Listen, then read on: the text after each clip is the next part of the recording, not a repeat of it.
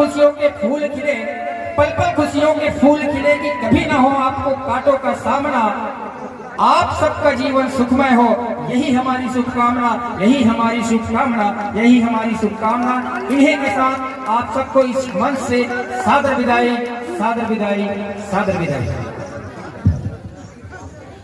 बोली घसीदास बाबा की, सतनाम की, सतनाम धर्म की। कहाँ लिखे हैं वेद पुराण माँ, गीता रामायण के सार माँ।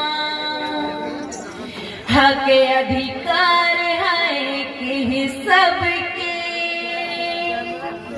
लिखे हवे संविधान माँ।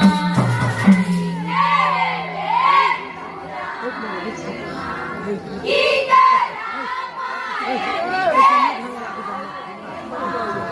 हक अधिकार है कि सबके लिखे हवे संविधान।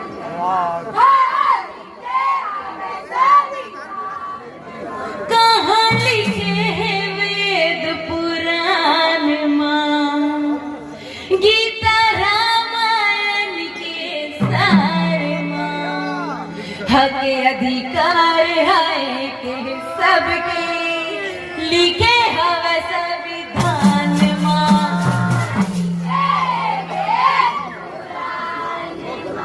गीता रामायण के